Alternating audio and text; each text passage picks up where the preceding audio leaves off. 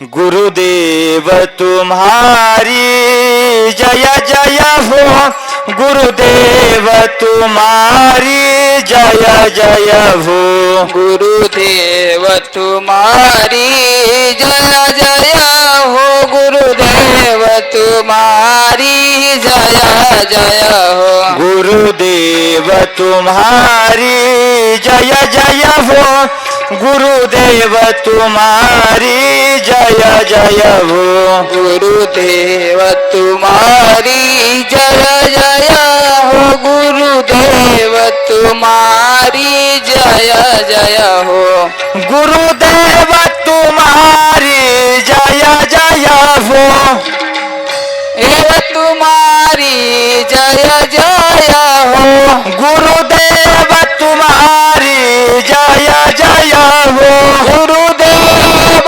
तुम्हारी जय जय हो, भोलेनाथ तुम्हारी जय जय हो, गुरुदेव तुम्हारी जय जय हो, गुरुदेव तुम्हारी जय जय हो, गुरुदेव तुम्हारी जय जय हो, गुरुदेव तुम्हारी जय जय हो, गुरुदेव तुम्हारी जय जय हो, गुरुदेव तुम्हारी जय जय हो, गुरुदेव तुम्हारी जय जय हो, गुरुदेव तुम्हारी जय जय हो, गुरुदेव तुम्हारी जय जय हो, भोलेनाथ तुम्हारी जय जय हो, भोलेनाथ तुम्हारी जय जय हो, गुरुदेव तुम्हारी जय जय हो, गुरुदेव तुम्हारी जय जय हो, गुरुदेव तुम्हारी जय जय हो, गुरुदेव तुम्हारी जय जय हो, शिवलिंग स्वामी तुम्हारी जय जय हो, शिवलिंग स्वामी तुम्हारी जय जय हो, महात्मा बसवण्णा तुम्हारी जय जय हो, महात्मा बसवण्णा तुम्हारी जय जय हो, गुरुदेव तुम्हारी जय जय हो, गुरुदेव तुम्हारी जय जय हो,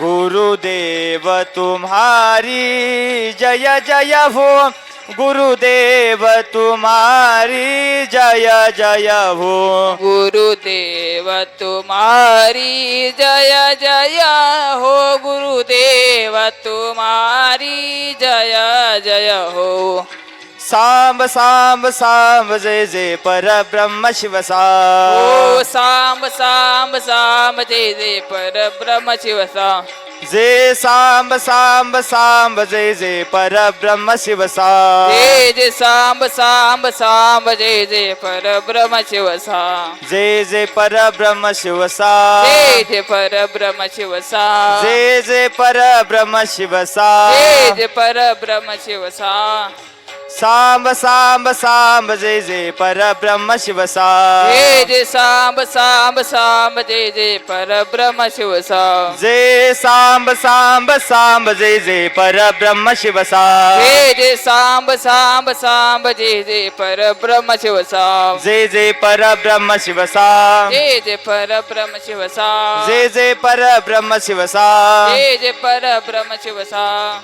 सांब सांब सांब जय जय परब्रह्म शिव सांब, सांब सांब सांब जय जय परब्रह्म शिव सांब, जय जय सांब सांब सांब जय जय परब्रह्म शिव सांब, सांब सांब सांब जय जय परब्रह्म शिव सांब, सांब सांब सांब जय जय परब्रह्म शिव सांब, जय जय सांब सांब सांब जय जय परब्रह्म शिव सांब, जय जय परब्रह्म शिव जय सांब, जय परब्रह्म शिव सांब, जय जय परब्रह्म शिव जय जय सांब, परब्रह्म शिव सांब, सांब सांब सांब जय जय परब्रह्म शिव जय सांब, जय सांब सांब सांब जय जय परब्रह्म शिव सांब,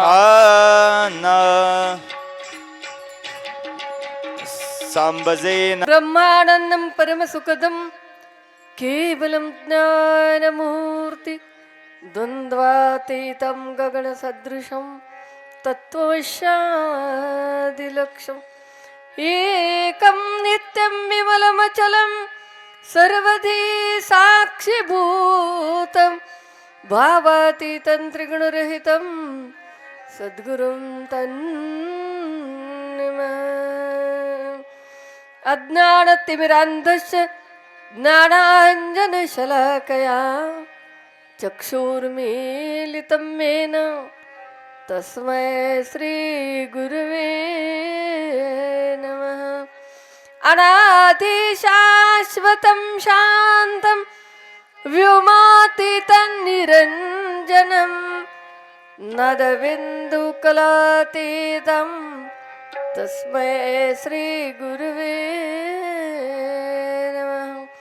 वागार्थाविव सम्पृक्ते वागार्थ प्रतिपत्तये जगत्पितरो वन्दे पार्वती परमेश्वरम्।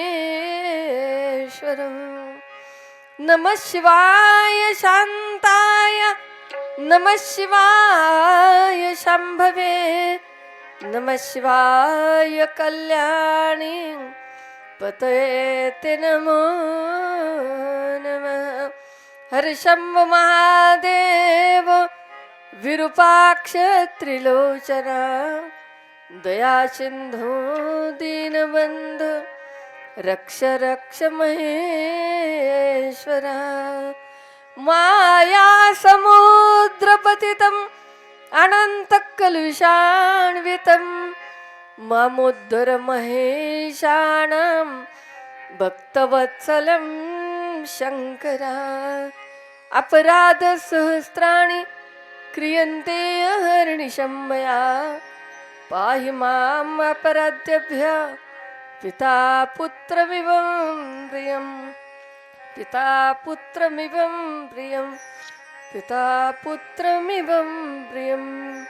शिवाय नमः शिवाय नमः शिवाय नमः शिवाय नमः ओम नमः शिवाय शिवाय नमः शिवाय नमः शिवाय नमः ओम नमः शिवाय शिवाय नमः शिवाय नमः शिवाय नमः ओम नमः शिवाय शिवाय नमः शिवाय नमः शिवाय नमः ओम नमः शिवाय। हो शिवाय नमः शिवाय नमः शिवाय नमः ओम नमः शिवाय शिवाय नमः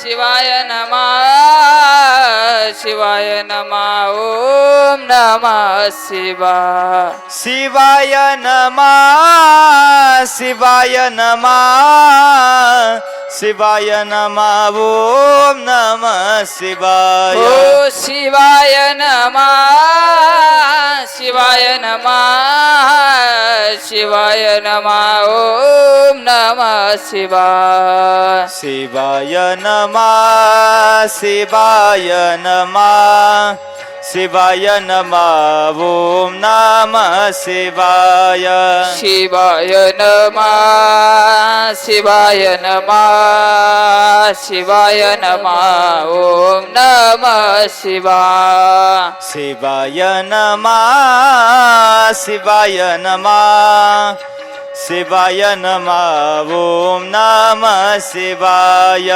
शिवाय नमः शिवाय नमः शिवाय नमः ओम नमः शिवाय। शिवाय नमः शिवाय नमः शिवाय नमः ओम नमः शिवाय ओ शिवाय नमः शिवाय नमः शिवाय नमः ओम नमः शिवाय।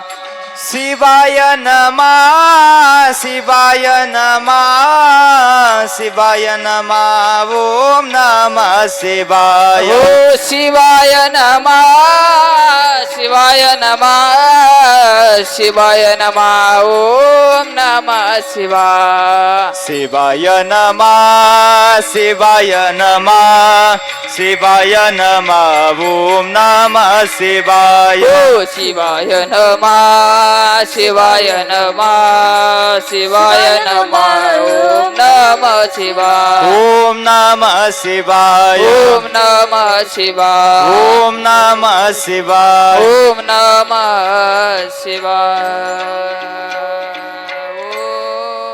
नमः ओम नमः शिवाय. ब्रह्मांडाचा नायक शिवप्रभू संत शिरोमणी मनमत मौली, राष्ट्रसंत सद्गुरु शिवलिंग शिवाचार्य गुरुमौली, जगदादी जगद्गुरु मनमथादी संत बसवादी शरण यांच्या चरणी कोटी कोटी प्रणिपात करून महापुराण शिवमहापुराण शिवकथा शिवज्ञान यज्ञ आज आपण पाहत आहोत. आजचा 6वा दिवस. हे 6 दिवस कुठे गेले आपल्याला कळालं का? आणि उद्या सांगता पण आली. तर या कार्यक्रमासाठी ज्यांनी आपले पूर्ण योगदान दिलेले आहे आणि त्यांचं कौतुक करावं तेवढं थोडं आहे बरं का. त्या शब्द सुद्धा नाही येत आमच्याकडं. एवढं सुंदर नियोजन या कार्यक्रमाचं केलेलं आहे.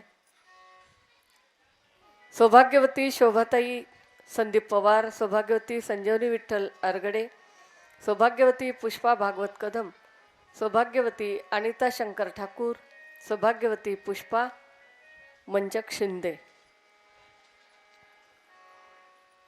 आपण सर्व कार्यकर्ते, आम्हाला तुम्ही या कथेसाठी निवडलं म्हणून आपले आभार मान. या आमच्या शिवकथेसाठी आपल्याला मिळालेले गुरुजन वर्ग, आमचे शिवभक्तीपरायण कैलास महाराज शिवभक्तीपरायण दीपक शिवभक्तीपरायण भक्तराज, तसेच यूट्यूब चॅनलसाठी आपलं इथं झालेला कार्यक्रम पूर्ण महाराष्ट्रभर, कर्नाटक, पूर्ण देशामध्ये फिरवण्यासाठी यूट्यूबच्या माध्यमातून आमचे मनोज भैया, तसेच हा आवाज तुमच्यापर्यंत पोहोचवण्यासाठी माईक सिस्टीम श्री भास्कर पवार, आणि तुम्ही आमचं प्रसिद्ध स्वामी महिला भजनी मंडळ, वीरशैव महिला भजनी मंडळ आणि आज मल्हार महिला भजनी मंडळ आलेले आहेत. आणि तुम्ही सर्व गावातील सद्भक्त, या भगवती नगरचे सर्व सद्भक्त, तुमच्या सर्वांच्या चरणी वंदन करून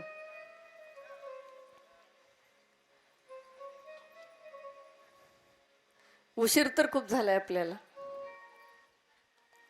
काही काम आहे का आज आपल्याला? सांगा बरं. फक्त पूजा, नामस्मरण. मग नामस्मरण इथं व्हायलेच ना, व्हायले का नाही? सांगा बरं. एवढा आनंद मिळाला आज. आम्ही राणी सावरगावला गेलो होतो. केदारेश्वरापाशी एवढी गर्दी होती, एवढी गर्दी होती, आम्हाला भगवान शिवाचे शब्द आठवले. सगळे गरजूची गर्दी आहे, आमच्यासाठी इथं कुणीच येत नाही. काहीतरी पाहिजे म्हणून आलेलं आहे. आणि खरंच आठवण येऊ लागली होती. 1 तास कीर्तन केलं असेल, 1 ते 1.5 तास.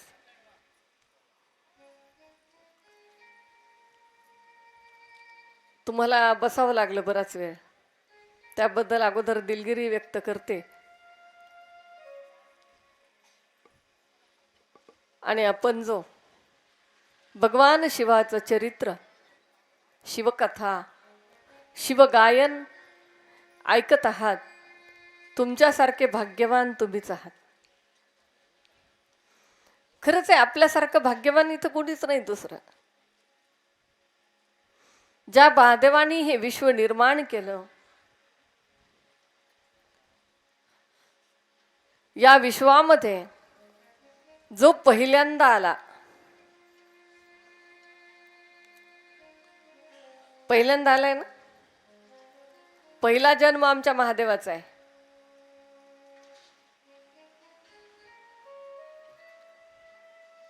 आणि बाकी सगळे त्यांच्यापासून जन्मलेले आपण सर्वच. काल प्रदोष, परवाची एकादशी. वाटत होतं चरित्र सांगत राहावं, एकादशी कुठून निर्माण झाली. आपल्याला सर्वांना माहित असेल, परळी महात्म्यामध्ये एकादशीचं महत्व आहे. परळीतून एकादशी निर्माण झालेली आहे. आणि कालचा होता प्रदोष. प्रदोष व्रत हे त्रयोदशीला येत असतं. प्रत्येक पौर्णिमा आणि अमावस्याच्या त्रयोदशीला हे व्रत येतं. हे व्रत ज्या दिवशी असतं त्या दिवशी भगवान शिव हे नृत्य करत असतात. नृत्य, आपण त्याला नटराज म्हणतो ना, वेशभूषा बदलणारा, नृत्य करणारा, ज्याच्यापासून या विश्वाची नुसती उत्पत्तीच नाही तर ज्ञानाची उत्पत्ती आहे, ज्याला आपण नादमय म्हणतो. नाद, जो नाद स्वरूप आहे, जो नादमय आहे, असा भगवान शिव. आणि अशा शिवाची आपण भक्ती करत आहोत, त्यांचं गुणगान ऐकत आहोत. हे शिव महापुराण आपल्याला कधी काय देऊन जाईल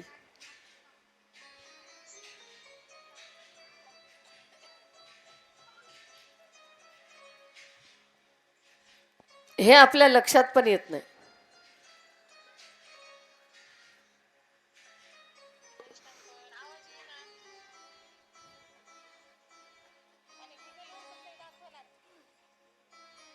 बघ बरं, व्हिडिओ कर आणि आवाज कर.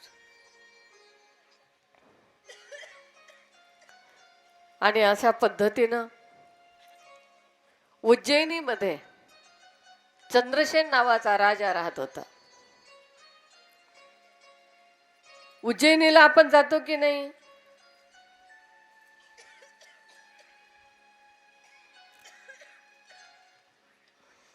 उज्जैनीला कोण राहते?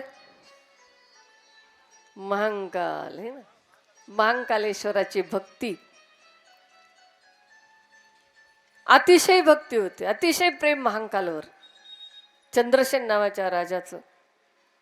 आणि त्रिकाळ पूजा करत होते चंद्रसेन राजा.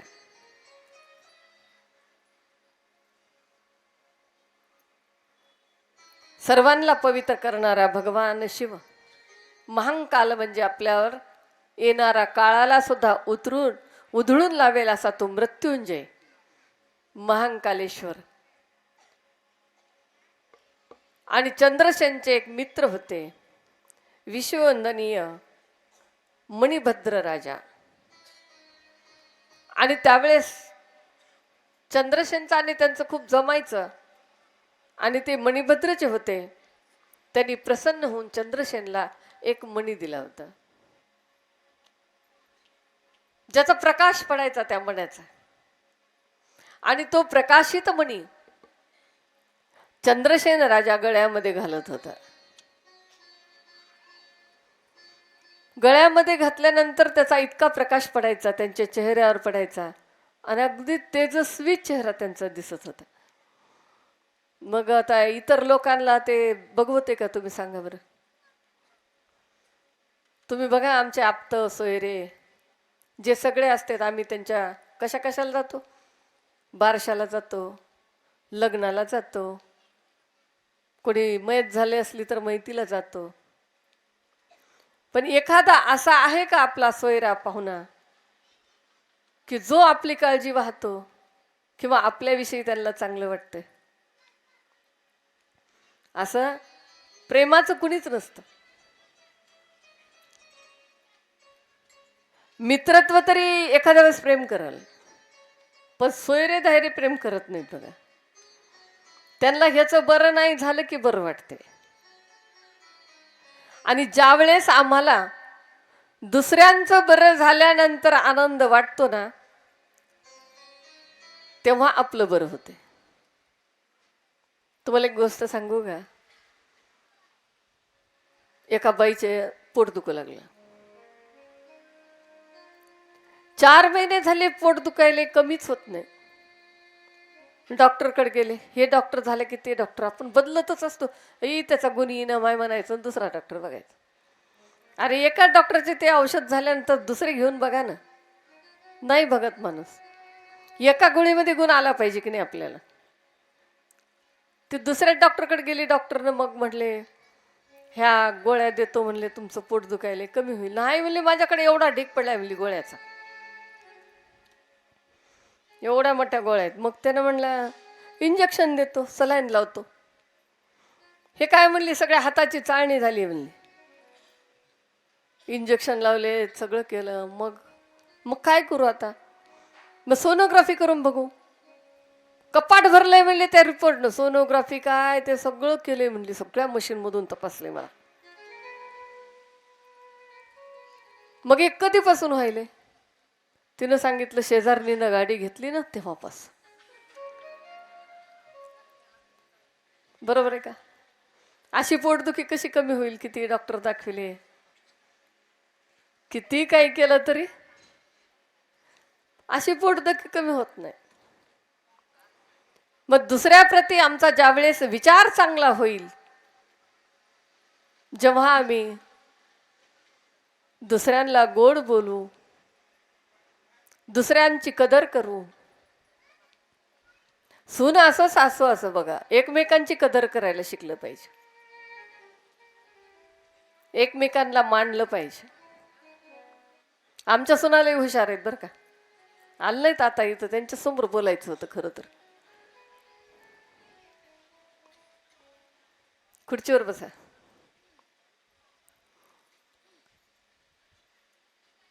सांगू का कशा हुशार आहेत? त्यांच्यापेक्षा मी हुशार जास्त आहे हो. कोणी आलं की म्हणत असते आमची सून आम्हाला ताट वाढून देते. संपलं की कामच. आमच्या पोरी आम्हाला काहीच करू देत नाही. आई कशाला म्हणतात मग सांगा बरं? आई म्हणल्यावर पोरायचं बी करावं लागते. आणि त्याच्यामुळे काहीच करावं लागत नाही, भांडणच होत नाही किंवा. आमच्या अहमदपूरच्या आप्पाकडे एक जण आले होते. त्याने म्हणले आप्पा लग्न झालं म्हणले कसं तरी, आता आईचं ऐकावं का बायकोचं? कोणाचं ऐकावं म्हणले? आईला रागवलं, आईला बोललं एखादी गोष्ट, बायको अशी टवकरून करून बघते म्हणले, डोळे वट्टारती म्हणले की मला भीती वाटते तिची. आणि बाईचे थोडेस बायकोडला बोलू लागलं की आई डोळे वटारती म्हणले. आता कसं करावं, कुणाला बोलावं? त्यावेळेस आप्पांनी सांगितलं म्हणले दोघाला समान माग, दोघाला समान वागवा. कारण तुझी बायको बी सगळे माय बाप भाऊ बंधू सगळे सोडून तुझ्यासाठी इथं आली. तिचंही ऐकायचं म्हणले, तिलाही बी असं बोलली का म्हणायचं, ऐकायचं, कांद्या टाकायचं ना. कड कोणाचीच घ्यायची नाही. माईचे पाय दाबायचे, माईला खुश करायचं, जवळ बसायचं, जरासं जेव जेवलीस का माय एवढं विचारलं की माय खुश आहे ना. आणि बायकोला म्हणायचं हो ती तशीच आहे, काय फरक पडेल आपल्याला? आप्पा म्हणले बरं का, माझं मी सांगणं झाली बिलकुल काही, मी काही म्हणत नसते. त्या आप्पाने तसा उपदेश केला होता. दोन्ही बी लक्ष्म्याच आहेत ना. एक आईच्या रूपातली लक्ष्मी, दुसरी पत्नी रूपातली लक्ष्मी, तिसरी कन्या रूपातली लक्ष्मी. कन्या रूपातली लक्ष्मी आपल्या घरी राहत नाही है ना. तर अशा पद्धतीनं मणिभद्रानं चंद्रसेनाला एक मणी दिला आणि तो सगळी म्हणजे सगळीकडे त्याची व्याप्ती झाली. सगळीकडे कळालं की मणी दिला आणि ते खूप म्हणजे सुंदर दिसायला होता ते राजा. त्याच्या तोंडावर ह्याच्यावर सगळीकडे प्रकाश पडतो. असं म्हटल्यानंतर लोक म्हणले, सगळे राजा लोकांनी काय केलं, मीटिंग घेतली. ज्याच्या ज्याच्या पोटात दुखत होतं की रे ते सगळे एकत्र झाले. त्यांनी मीटिंग घेतली आणि म्हणले आता ह्याच्यावर आपण हल्ला करायचा आणि ते मनी मिळवायचा, ह्याचं राज्यच घ्यायचं म्हणले आपल्याला.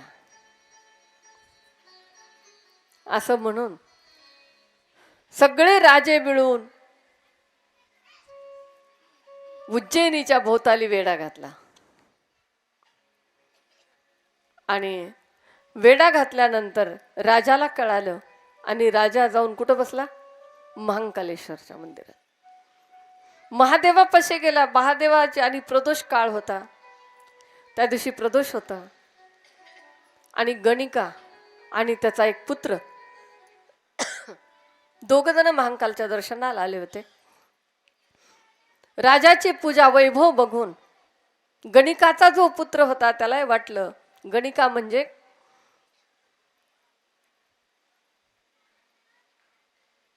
गणिका नाही, गवळ्याची बाई होती, गाई राखणारी.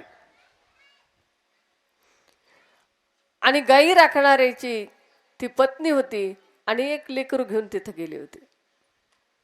बाप नव्हता त्या मुलाला, 5 वर्षाचं लेकरू. बघितली पूजा, एवढं प्रेम झालं त्या ईश्वरावर, त्या लेकराचं.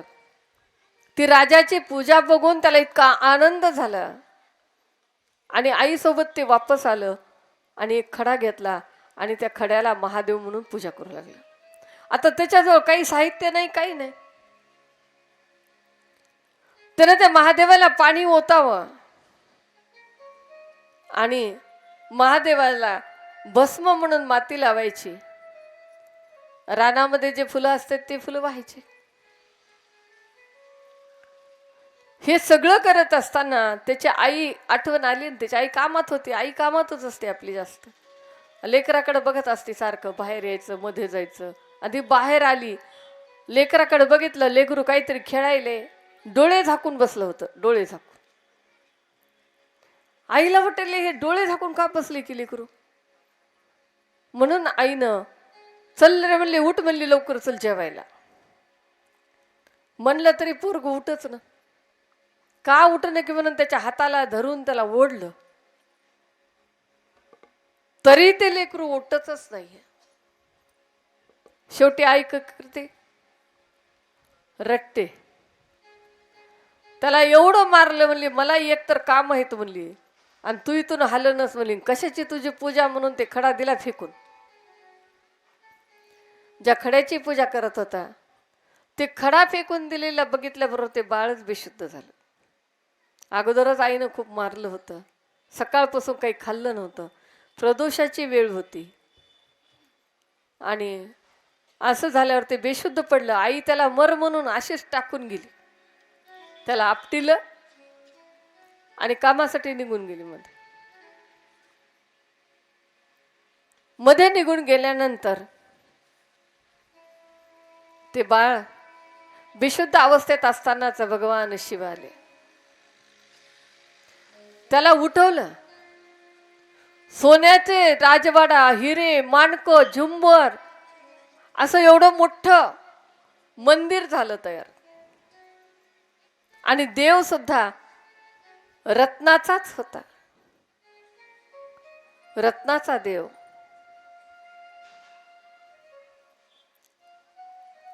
नवल वाटायले ह्याला. जाग आली, पळत पळत गेला, महादेवाचं दर्शन घेतलं आणि काय मागितलं माहिती का. आधी माझ्या आईनं अपराध केलाय देवा, खडा उचलून फेकून दिलाय, तुझ्या रूपाची पूजा त्यांनी मोडलेली आहे, तिला आधी क्षमा कर. असं म्हणून ते लेकरू त्या मंदिराच्या बाहेर पळत सुटले. घरच नाही, ती झोपडी दिसणं, काहीच नाही, एक सोन्याचा महाल दिसायला. मग त्यावेळेस त्या महालामध्ये प्रवेश करते आई हा मुलगा जाऊन बघतोय तर का आई मंचकावर झोपलेली होती आरामशीर. बघितलं आईला, आईला जाऊन गळपाटून धरलं. आईचे दागिने न ते कपडे न ते सगळं सगळं वेगळं होतं. आणि ही वार्ता राजाला कळाली. राजा आला भेटायला, सगळ्या बाहेरच्या राजालाही कळालं. त्यावेळेस सगळ्या राजांनी मिळून एक निवेदन दिलं की आम्हाला तो मुलगा आणि तुमचं तिथलं ते सुवर्णाचं मंदिर बघायचंय. आम्ही तुमची सगळी शत्रुत्व विसरून आम्ही तुम्हाला शरण येऊ. अशा प्रकारे म्हणजे हे प्रदोष व्रत एवढं महत्व आहे. एक आहे शनी प्रदोष, दुसरा सोम प्रदोष आणि भूम प्रदोष. 15 दिवसाला प्रदोष, पण हे 3 वेगळे होते. आमचे दिगंबर स्वामी होते, त्यांनी आम्हाला करायला लावलं होतं. शनिवारी पुत्रप्राप्ती, सोमवारी सौभाग्य आणि मंगळवारचा केला तर धन प्राप्त होते. जर आपल्याला कोणता होत नसेल तर एकच कोणता जरी धरला, भूम प्रदोष जेव्हा येते तेव्हा धरायचा, सोम किंवा शनी हे तिन्ही जर धरले तर हे तिन्ही वेगवेगळे उजवावं लागतात. आणि सारखेच जर धरले 15 दिवसाला तर मात्र एकदा उजवलं तरी जमते. पण हे 3 जर धरले, सोम भोम आणि शनी हे 3 धरले तर हे वेगवेगळे उजवावं लागतात. आणि ह्याचे दाम्पत्य 14 असतात. आपल्याला कामना जर असेल तर हे व्रत करावं. शिव पार्वती नंदी गणपती यांचं पूजन दिवस मावळता म्हणजे सूर्य पण असायला पाहिजे थोडा, त्यावेळेस आमचं स्नान करून आम्ही पूजेला बसलं पाहिजे. ती प्रदोष व्रत असत. काल आपल्याला महाराजांनी सांगितलं 12 तासाचा सोमवार, 24 तासाचा प्रदोष आणि 36 तासाची शिवरात्र. काल 7 पासून शिवरात्र सुरू झाली. 7च्या आधी काल जेवायला पाहिजे. ते उद्या सकाळी 6 पर्यंत शिवरात्र आहे. शिवरात्रीची पूजा आपली सकाळची उद्या 6ला पहिली पूजा आणि 6ला पूजा झाल्यानंतर नैवेद्य आणि तिथून पारण्याची सुटका होते. पण महादेव कोण आहेत? आता आपण 6 दिवस झाला ऐकायलो की नाही, त्यांनाच ऐकायलो आहे ना. महादेव कसे होते, महादेव कोण आहेत?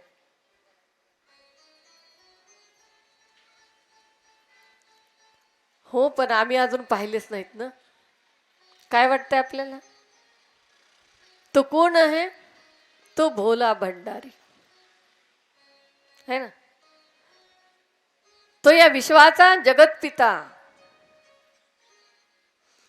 ज्यांनी हे एका तत्वावर हे पूर्ण विश्व निर्माण केलं. आपला चेहरा पाहण्यासाठी आपल्याला आरसा लागतो. आपला चेहरा कुठे बघतो आपण? आरशामध्ये. त्याच्या मागे काय असते लावलेलं? पारा. आणि त्या पाऱ्यामुळे आम्ही काय होतो? स्पष्ट होतो, आहे की नाही.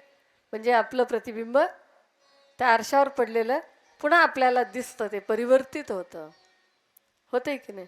तसं त्या ईश्वराला सुद्धा वाटलं की आपलं प्रतिबिंब काय झालं पाहिजे, आम्हाला कळायला पाहिजे की आम्ही कसे दिसतो. आणि म्हणून एवढे नाना प्रकारचे सगळे एकासारखं एक आहे का? तुम्ही सांगा. एकासारखा एक दिसतच नाही. मग असा तो कल्याणकारी भगवान शिव, ज्याने हे विश्व स्वतःचा चेहरा पाहण्यासाठी निर्माण केलं. आम्ही आरशात बघतो आणि त्यांनी हे विश्वात, कारण तो विश्वरूप फोपावला. तो पूर्ण विश्वामध्ये बीजधा कुटे एक कुटे तया विश्व कोंब फुटे. करोणी विश्वाचा पसारा बहु ब्रह्मांडीचा सारा. करोणी विश्वाची रचना आत बैसले कैलाश रहा. आतमध्ये बैसला. आज काय माहिती का? शिवरात्र. आपण त्या दिवशी पाहिलं ना सगळं. शिवरात्री पर्व थोर, शिवरात्री पर्व थोरा. शिवरात्री पर्व थोर. शिवरात्री पर्व थोरा. शिवरात्री पर्व थोर शिवरात्री पर्व थोर शिवरात्री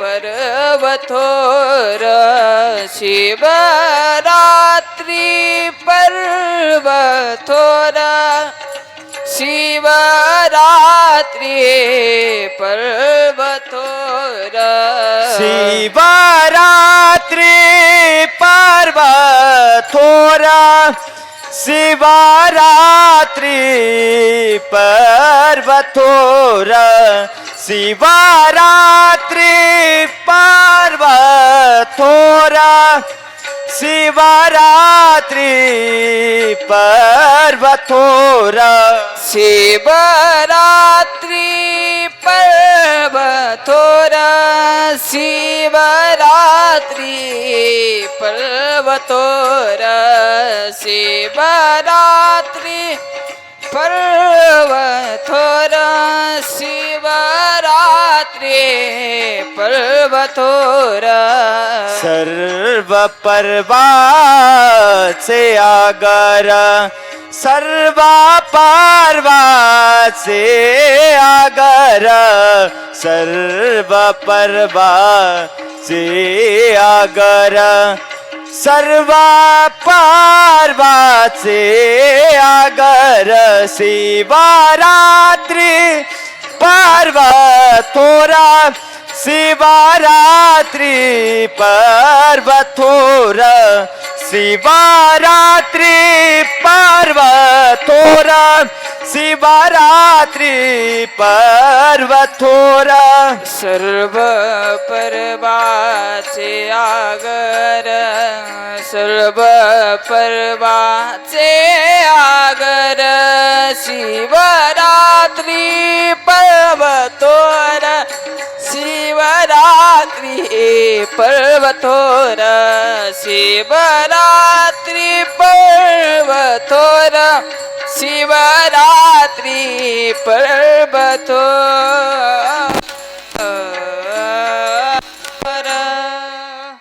शिवरात्री पर्व थोर सर्व पर्वाचे आगर.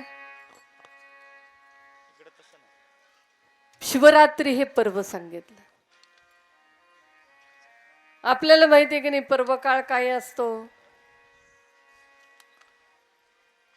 पर्व काळामध्ये आम्ही गंगेचं स्नान करतो बघा. एक एक पर्व काळ असतो आणि अशा पर्व काळामध्ये सगळ्यात श्रेष्ठ पर्व काळ म्हणजे आजचा, जे आपण लिंग पूजा करायला भगवान विष्णू आणि भगवान ब्रह्मदेवानं जिथे भगवान शिवाची पूजा केली आणि पूजा केल्यानंतर आपल्याला आपण पाहिलंय की त्यांचं अवतरण आज झालेलं आहे. लिंगाचं अवतरण म्हणजे आज आपल्या महादेवाचा वाढदिवस म्हणायला हरकत नाही बरं का. लिंग रूपातल्या षष्टी करता तर ते कधी जन्मलं कधी शोभून झालं ते काहीच माहित नाही आपल्याला. पण निर्गुण स्वरूपाची प्राप्ती आम्हाला पूजेसाठी जे निर्गुण लिंग दिला तो मात्र आजचा दिवस आरद्रा नक्षत्र आणि या दिवशी भगवान शिवानं लिंग रूपामध्ये प्रगट झालेले. एक वेळेस ब्रह्मदेव सगळेच देव म्हणले की समाधान चित्ताला वाटत नाही तर काय करावं. त्यावेळेस सगळे देव मिळून भगवान विष्णूकडे जातात. भगवान विष्णूनं सगळे नमस्कार करून विचारतात की जीवनामध्ये सुख आणि समाधान मिळावं याकरता काय करावं. त्यावेळेस भगवान विष्णूनं सांगितलं की भगवान शिवाची पूजा करावी. भगवान शिवाच्या लिंग रूपाची पूजा करावी आणि विश्वकर्माला बोलवून घेतलं. सगळ्यांनी सांगितलं की आम्ही सुद्धा लिंग धारण करू. आणि अशा पद्धतीनं ज्याला जे लागतील ते लिंग विश्वकर्म्यांनी सुंदर असे लिंग तयार केले. स्फटिकाचा लिंग, माता लक्ष्मीनं घेतला. सोन्याचा लिंग कुबेरानी आणि ब्रह्मदेवाने घेतला. भगवान विष्णूनं नीलमणीचा लिंग घेतला आणि नीलने कौस्तुभ मण्याचा घेतला आणि इंद्राने नीलमणी घेतला. अशा प्रकारे सगळ्या देवांना लिंग दिला. गंधर्व, ब्राह्मण, स्त्रियांना, ब्राह्मण स्त्रियांना मातीचा लिंग दिला. मातीचा लिंग करायचा. म्हणून तर आपण बायका म्हणजे पहिलं गंगेला स्नानाला गेलं की तिथं वाळूचं लिंग काढतात बघा. ज्याच्या गळ्यात लिंग आहे त्यांना काढायची गरज नाही, पण ज्यांच्या गळ्यामध्ये लिंग नाही अशाने वाळूचा लिंग तयार करायचा. तुम्हाला गोष्ट माहिती आहे का ती? आणि ती केव्हापासून सुरुवात झाली सांगते तुम्हाला. एक महाराज आपलं कमंडलू घेऊन गंगेच्या स्नानाला गेलं, पण त्या कमंडलूची त्यांना भीती होती. आता माझं कमंडलू हरवलं तर काय करावं, म्हणून त्यांनी काय केलं, कमंडलू असं खड्डा केला, त्याच्यामध्ये ठेवलं आणि त्याच्यावर एक पिंडी तयार केली. महादेवाची पिंडी करून त्याच्यावर हळदी कुंकू वाहिलं. हळदी कुंकू वाहिलं आणि महाशय गंगेत गेले स्नानाला. गंगेत स्नानाला जाऊन येईपर्यंत तिथं 100 पिंड्या तयार झाल्या. एक पिंडी बघितली की दुसरी पिंडी, दुसरी पिंडी बघितली की तिसरी पिंडी. जे बाई आली त्या बाईनं सगळीकडे पिंड्या काढत राहिले. आपली भक्ती तशीच आहे, नाही ह्याचं बघायचं करायचं, त्याचं बघायचं करायचं. आता सटवाईला तुम्ही जाऊन बघितलात तर तिथं किती सटवाई आहेत बघा तुम्ही. एकच सटवाई असते, देवी एकच दगड असतो. पण हे लोक काय करतात, तिला लावतात शेंदूरून, ते हात लावतात दुसऱ्या दगडाला, ते दगड बी देव झाला. आमची भावना आणि आमची भक्ती बघा कुठे नाही. आपला देशच तसा आहे. महाराष्ट्र देश जे आहे, जे संस्कार आहेत ते पूजेचे. झाडाची पूजा, फ्रीज आणली की पूजा. जे आणलं त्याची पूजा.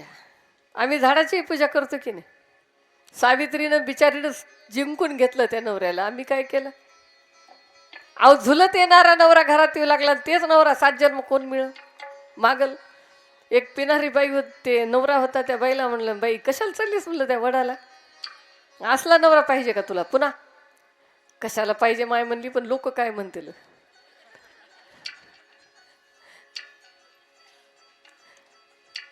खरं सांगा मनामधलं, खोटं नाही सांगायले.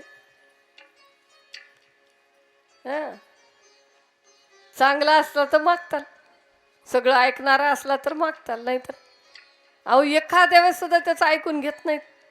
काय सांगा तुम्हाला, इतका राग येते. कालचा चहा चांगला झाला नव्हता, आज चांगला कर म्हणलं नवऱ्यानं. पातेलं घेतलं, त्या गॅसवर आपटीलं, करा. चांगला होत नाही ना, तुम्हीच करा. आपटीलं पातेलं. म्हणायला तरी भाग आहे का तुम्ही सांगा. असं करत जाऊ नका बरं. तर त्या महादेवाची पूजा. आणखीन एक गोष्ट सांगायची राहिली तुम्हाला, म्हणजे आपली अंधश्रद्धा कुठपर्यंत आहे. आपण कुणाच्याही मागे लागतो. ब्रह्मनिष्ठ सद्गुरू करायला सांगितलेत. आमचे गुरु कसे आहेत आम्हाला काही माहिती नाही, आणि कोणत्याही गुरुचा मंत्र घेतला तर ते परवडते का आपल्याला, तुम्ही सांगा. परवडत नाही. म्हणून परे आणि ब्रह्मनिष्ठ असाच सद्गुरू पाहिजे असत. आमच्या महाराजांनी सांगितलं होतं, साखर खर्डेकर महाराजांनी, त्यांच्या त्या भागामध्ये विदर्भात ते मरेईला आपण जातो ना, पालवी पूजायला जातात ना बायका, आणि तिथं एक डुक्कर होतं. म्हणजे तिथं डुकराचीच जागा असते, ती घाणीची जागा. आणि डुक्कर काय करू लागलं, त्या देवीच्या भोवती फिरू लागलो, गोल गोल गोल, गर गर गर. त्याला कोणता आजार झाला की काय नाही, ते सारखं फिरू लागलं. आणि फिरत असताना खरी गोष्ट आहे आणि घटना आहे ना, आता तिथं डुकराचं मंदिर आहे. म्हणजे किती अंधश्रद्धामध्ये आपण राहतो.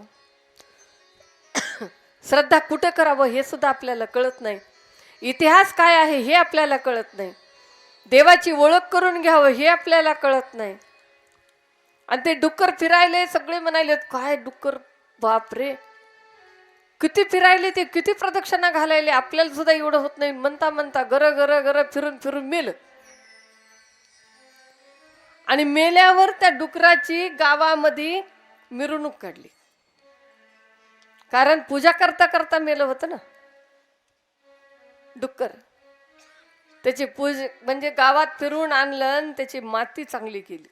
त्याचं भाग्य असेल काहीतरी पूर्वजन्मीच. ते आता मंदिर आहे तिथं. म्हणून अंधश्रद्धेमध्ये फार जाऊ नका. आमचे गुरुमौली सुद्धा अंधश्रद्धेच्या खिलाफ होते. त्यांनाही जमत नव्हतं अंधश्रद्धा, काहीच नाही. म्हणून भगवान शिवाची पूजा सगळ्या देवाने केलेली आहे. माता लक्ष्मीनं ज्यावेळेस लिंग पूजा केली त्यावेळेस भगवान शिव प्रसन्न झाले. आणि आता माता लक्ष्मीला म्हणायलेत, आता काय पाहिजे तुला?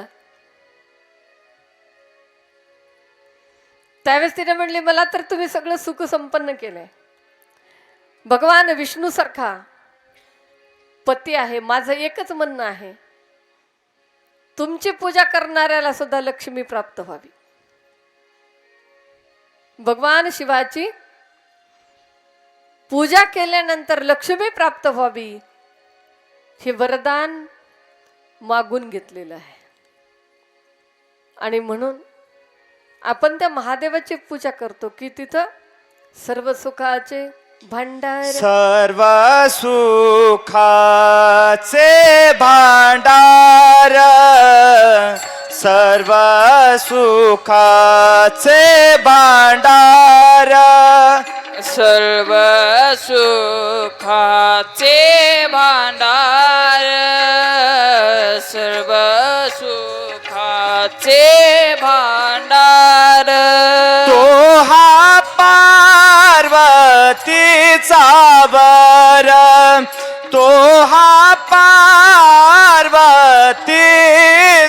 वर, सर्व सुखाचे भांडार, सर्व सुखाचे भांडार, सर्व सुखाचे भांडार.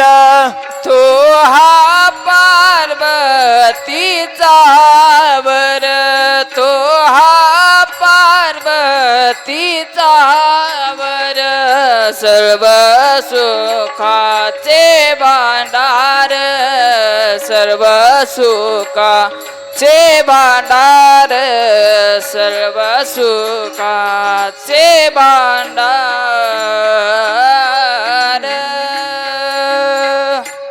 सर्व सुखाचे भांडार, तो हा पार्वतीचा वर. महादेव प्रभूने त्यांना पाहिला म्हणूनच म्हणलं ना, तो हा पाहिल्यानंतरच म्हणतो ना आपण ही तो हा पार्वतीचा वर. त्यांनी पाहिलं. पण तो प्रसन्न कधी होतो? त्याच्या नामस्मरणानं, त्या परमेश्वराच्या भजनातून, परमेश्वराच्या नामसंकीर्तनामधून तो आपल्याला भेटत असतो. कारण शिवदास मौलीनं सांगितलं की या कलियुगामध्ये योग याग तप प्राणायाम आदिक कली माझी देख न साधती. या कलियुगामध्ये योग आणि याग हे दोन्ही बी करून काही उपयोग नाही. फक्त नामस्मरणाला महत्व सांगितलं. आणि त्या भगवान शिवाची आज आपण सर्व पूजा करत आहोत. किती वेळेस पूजा केली आज? आता आम्ही तुमच्या जवळच येत बनवत आहे. कितीदा करावं आहे की नाही? दुपारपर्यंत 3-4 तर झाले असतील ना. आता 6, 9, 12 3 तर झाले असते की नाही? तर त्या भगवान शिवाची पूजा कशी करावी आणि कशाने करावी? 16 उपचार आहेत, 52 उपचार सुद्धा आहेत. आणि 52 उपचारामध्ये अर्घ्य, पाद्य, आचमन, मधुपर्क, स्नान, दूध, दही, तूप, मध, साखर, केळ रस, कवठाचा रस, द्राक्षरस, पुन्हा खारिकेचे पावडर, म्हणजे 5 धान्य, पुन्हा त्याचे पिष्ट, त्याच्यामध्ये सगळं पूर्ण वनस्पती आहेत. आणि अशा 52 वाट्या होतात, 52 वाट्या. आणि ती सगळी पूजा आज करावी. नाही मिळाली 16 उपचारानं, तेवढे नाही मिळालं तर दूध, दही, तूप, मध, साखर, ते बी नाही मिळालं तर पाणी, भस्म, हळदी, कुंकू, अक्षत, चंदन आहे ना, 5 उपचारानं आरती, धूप, दीप आणि नैवेद्य. बस एवढी जरी पूजा केली ना, फक्त मनोभावानं, आमचा भाव अंतःकरण तिथं आम्ही ओतलं पाहिजे. भाव कसा असावा? असे शुद्ध भाव ज्याचा, असे शुद्ध भाव ज्याचा, असे शुद्ध भाव ज्याचा, असे शुद्ध भाव ज्याचा, असे शुद्ध भाव ज्याचा, असे शुद्ध भाव ज्याचा, असे शुद्ध भाव ज्याचा, असे शुद्ध भाव ज्याचा, देवांकित दयाचा, देवांकित दयाचा, असे शुद्ध भाव ज्याचा, असे शुद्ध भाव ज्याचा, असे शुद्ध भाव ज्याचा, देवांकित दयाचा, देवांकित दयाचा, असे शुद्ध भाव ज्याचा, असे शुद्ध भाव ज्याचा, असे शुद्ध भाव ज्याचा, भाव ज्याचा, भाव ज्याचा, असे शुद्ध भाव ज्याचा, देव अंकित तयाचा. भावना शुद्ध पाहिजे. कशी पाहिजे? भावार्थ तो ऐसा पाहिजे बहुगोड, जैसा विक्षु दंड चविन सोडी, तोडिता मोडिता सोलिता पिळिता, अग्नीने जाळीता सविन सोडे. कसा पाहिजे भावार्थ? उसासारखा. त्याला सोललं, तोडलं, मोडलं, गाळलं है ना, आणि पुन्हा अग्नीवर शिजवलं. अंती साखर होय चवीन सोडी. एवढा भाव गोड पाहिजे बघ. साखरेसारखा, गुळासारखा भाव है ना. एवढा गोड भाव पाहिजे तर तो आपल्याला प्रसन्न होत असतो. तर या शिव महापुराणामध्ये त्या भगवान शिवाला कोणत्या फुलानं कोणते फळ मिळते याच्यामध्ये माहिती दिलेली आहे. धनप्राप्तीची जर इच्छा असेल तर कमळाचं फूल त्या भगवान शिवाला लाखोळी व्हायला पाहिजे. 1 लाख, 1.25 लाख. म्हणजे आपली धनप्राप्ती होते. शंखपुष्पे म्हणजे गोकर्ण, शंखासारखी दिसतात ना, ते जांभळ्या कलरचे आहेत, पांढऱ्या कलरचे आहेत. ते गोकर्णाची फुलं जर त्या परमेश्वराला 1 लाख वाहिले तर आपल्या पापाचा नाश होतो. कारागृह सुटण्यासाठी कमळ व्हावीत. आणि आमच्या शरीराला जर व्याधी असेल, कन्याप्राप्तीसाठी, विद्याप्राप्तीसाठी, वाहनासाठी 1000 मृत्युंजयाचा जप करायला सांगितलं. आणि कनेरीचं सुद्धा फुल व्हायला पाहिजे.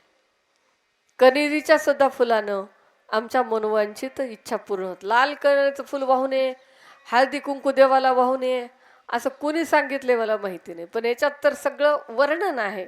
सगळंच त्याला व्हायला पाहिजे. सौभाग्य द्रव्य सगळेच त्याला व्हायला पाहिजे. हळदी कुंकू चंदन हे सगळे सौभाग्याचे येतं आणि हे सगळंच त्या परमेश्वराला व्हायला पाहिजे. कोणी म्हणते पिंडीला वाहुणे. खालची जी असते पीठ म्हणतो आपण त्याला, ते म्हणजे भगवान विष्णूचं आहे, ज्याला आपण शक्ती म्हणतो, पार्वती पीठ. आणि मध्यभागातला जो लिंग आहे तो भगवान शिवाचा आहे. आणि सगळे त्यांचे गणेश, पुन्हा कार्तिक स्वामी, पुन्हा आपलं 15 आहेत सगळे दैवत त्याच्यावर, त्या पीठावर बसलेले. अशोक सुंदरी, त्यांच्या कन्या. आणि हे सगळं चिंतन सगळ्यांचं करून आपण त्या महादेवाची पूजा केली पाहिजे. एका पूजेमध्ये सगळ्या देवाची प्राप्ती होते. एकाच लिंग पूजेमध्ये त्या ईश्वराची सगळ्यांची प्राप्ती होत असते. आणि 1,00,000 जर आम्ही दर्भ व्हायला, दर्भ माहिती का, ते पोळ्याच्या दिवशी वाजवत असतात बघा, त्याला दर्भ मोळ म्हणतात. हां, मोळ दर्भ. दर्भ ही भाषा संस्कृतली आहे, संस्कृतची भाषा आहे ती दर्भ. मोळ म्हणतात ते जर आम्ही 1,00,000 वाहिले तर मोक्ष मिळतो. दुर्वा भगवान शिवाला जर आम्ही 1,00,000 वाहिल्या तर आमचं आयुष्य वाढतं. आणि तुळशी जर वाहिली 1,00,000 तर मोक्ष मिळतो. जास्वंदाचं फूल जर वाहिलं तर शत्रूचा नाश होतो. आणि कण्हेर फुलानं आमचा रोग नाहीसा होतो. चमेलीच्या फुलानं वाहनाची प्राप्ती होते. चमेली जर सुगंधित फुल असतं चमेलीचं, ती वाहिली तर वाहनाची प्राप्ती होते. आणि शमीचं पत्र जर वाहिलं तर मोक्ष प्राप्त होत. शमीच्या पत्राची सुद्धा गोष्ट आहे, पण आता आज नको, बघू उद्या वेळ मिळाला तर आपण सांगू. जाई जुई, अन्न कमी पडत नाही. जाई जुईचे फुलं वाहिली तर पारिजातकामुळं सुख आणि संपत्ती मिळते. तांदूळ वाहिल्यानं लक्ष्मी, तीळ वाहिल्यानं महापातकाचा नाश, जवा वाहिल्यानं स्वर्गीय सुख, आणि गहू संतती वृद्धी, आणि मूग हे याच्यामुळं सुख लाभते. राळ धर्म अर्थ काम, राई म्हणजे मोहरी, त्याच्यामुळं शत्रूचा नाश. राईच्या तेलानं अभिषेक केला तरी सुद्धा, जलधारा जर आपण केली, दूध आणि साखर, त्याच्यामुळं काय होतं, बुद्धी मिळते. आणि मधाचा जर आपण आणि रसाचा अभिषेक केला तर क्षयरोगाचा नाश होतो. आणि आम्ही जर सुगंधित तेलानं त्याचा अभिषेक केला, आपण तेलानं तुपानं कधी करतच नाहीत अभिषेक, वाहतो, पण त्या दुधामध्येच टाकायचं. दही टाक त्याच्यातच, तूप त्याच्यातच, सगळं त्याच्यामध्येच टाकतो आपण. एकत्र करून नाही व्हायचं, प्रत्येक वस्तू बाजूला व्हायची. तूप, दूध, दही, साखर, मध, ह्याच्या वाट्या 5 वाट्या वेगवेगळ्या करायच्या. आणि प्रत्येक ह्याला दूध वाहिलं क्षीर म्हणतो दुधाला, दह्याला दधी म्हणतात है ना, घृत म्हणतात तुपाला. घृतेन स्नापयामी, आमच्या आहेत ना महाराज सोबत आमच्या, दधी क्षीरेन स्नापयामी. आणि अशा पद्धतीनं त्या ईश्वराची आपण पूजा करायला पाहिजे. आपण सर्व भाग्यवान आहात की या जाग्यावर, जागेचं सुद्धा फार महत्व असते बरं का. कोणत्या जागेवर आणि त्या जागेचं कधी उदय होईल हे सुद्धा लक्षात येत नाही. आमच्या गुरुमौलींचं भक्तिस्थळ 14 एकरचं झालं. आणि तिथं त्या जागेचं किती भाग्य असेल की एवढे महान संत त्या जागेमध्ये राहतात. आज ते संजीवनी समाधी आहे त्यांची. त्यांचा आता जन्मोत्सव आहे 24 फेब्रुवारी आणि 25 फेब्रुवारी. 24 फेब्रुवारीला पारायण आहे सकाळपासून. आणि त्यांनी जे कार्य केलं त्याच्यावर, त्या कार्यावर प्रकाश टाकणारा एक माहितीपट रात्री दाखवणार आहेत. सायंकाळी 6ला, 24ला, 25ला सुद्धा सायंकाळी 6ला दाखवणार आहेत. 25ला गुरुमौलींचा जन्म उत्सव असतो. आणि अशा प्रकारे या जागेचं सुद्धा भाग्य, आणि ज्यांनी या लिंगाची स्थापना केली त्यांचं तर परम भाग्य आहे. आणि त्यांना पुन्हा साथ देणारे सगळे असतील. हे सर्व भाग्यानं घडते. करावं म्हटलं तरी हे एवढं मोठं कार्य होऊ शकत नाही. शिवकथेसारखं असं मोठं कार्य करणं म्हणजे काही सोपी गोष्ट नाही आहे. हे असं कार्य साधारण लोकांना करू शकत नाहीत आपण.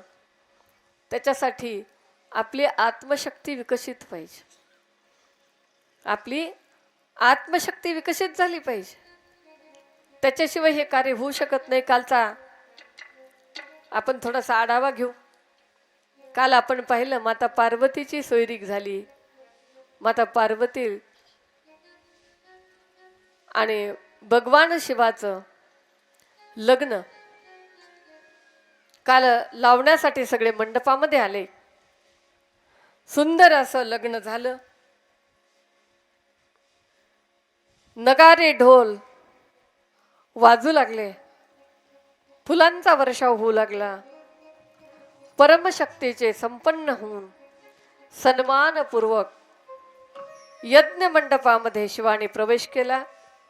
आणि त्यांना बैलावरून खाली उतरून त्यांची आरती करण्यात आली. आणि स्टेजवर, पहिले काही असे स्टेज नव्हते उंच, खालीच राहायचे लग्न. ते काय म्हणतात त्याला, भौला. भौला ते पहिलं भौला. भौल.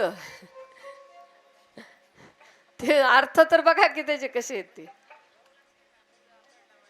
भौल्यावर चढले म्हणते. तर भौला, भौला म्हणजे काय, मातीचं बांधलेलं असते. पण त्याच्यावर चढले की भौल.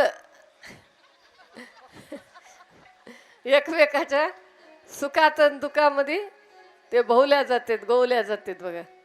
त्याला भौल म्हणतात.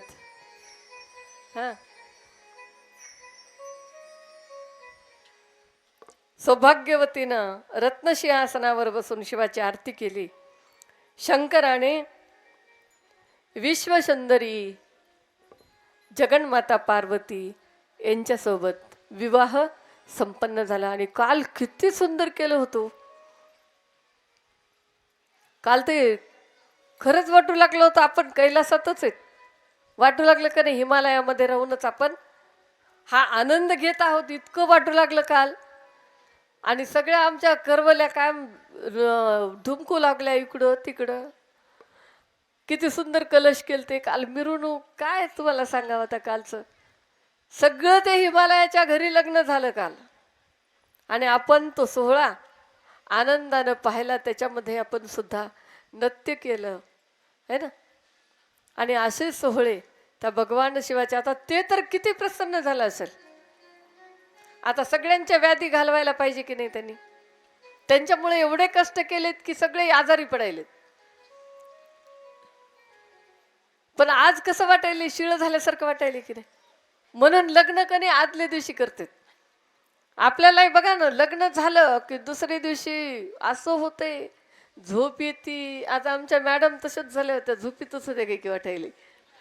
उशिरा आल्या आता है ना. म्हणजे काय म्हणतात त्याला, मांडव वारं लागलं. आमचं महिला मंडळ पारायण करून इथं आलं. आम्ही कीर्तन करून आलो. तुम्ही पण इथं पारायण केलं. किती लोक होते पारायणाला?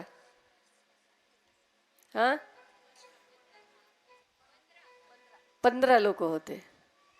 तेवढ्या लोकांनी शिवलामृतचं पारायण करायला 6-7 तास लागतात. आम्ही करत होतो पहिलं. हा सकाळी 6:30. सकाळी 6:30 पासून पारायण केलं. भरपूर कष्ट त्या परमेश्वरासाठी केले आपण भाग्यवान आहात. आणि अशा प्रकारे विश्वसुंदरीचं लग्न विश्वात्म्यासोबत विश्वांबर सोबत भगवान शिवासोबत झालं. ओंकाराचा ध्वनी निघाला. एतस्मिन्नंतरे तत्र गर्गाचार्या प्रणोतितः हिमवाणेनया सार्धं कन्यां दान्तुपचक्रमे. मीना हिमालयासोबत कन्यादान करण्यासाठी निघाले. गर्गाचार्याने सांगितलं आता कन्यादान करा. आपणही कन्यादान करतो ना. सोन्याची कळशी, सोन्याचं ताट, ऐकायला काय हरकत आहे हो. नाही मिळालं तर नाही मिळालं. भगवान शिवाच्या माता पार्वतीला किती दान दिलं होतं.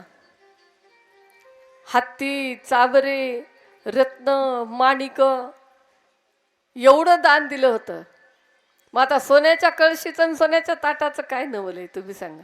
आता सोनं वाढलंय, तेव्हा काय वाढलं होतं का? तेव्हा सोन्याचे घर होते की. जेव्हा माता पार्वतीनं कैलासावर असताना सांगितलं की मला उघड्यावर राहायचं नाही, मला एक सुंदर बंगला पाहिजे. वैकुंठ कसा आहे म्हणे, लक्ष्मीला आहे घर. तुम्ही सगळ्यांना देता, मला का देत नाही? हट्ट केला होता त्यावेळेस. दिला होता ना भगवान शिवानं, बंगला बांधला. आणि ती कोणता माहिती आपल्याला? रावणाच्या वडिलानं ते दक्षिणेमध्ये मागितला. दक्षिणा म्हणून त्यांना ते देऊन टाकलं. म्हणजे ते किती बिराग्य होते, किती वैराग्य होतं त्या महादेवापाशी, होतं की नाही?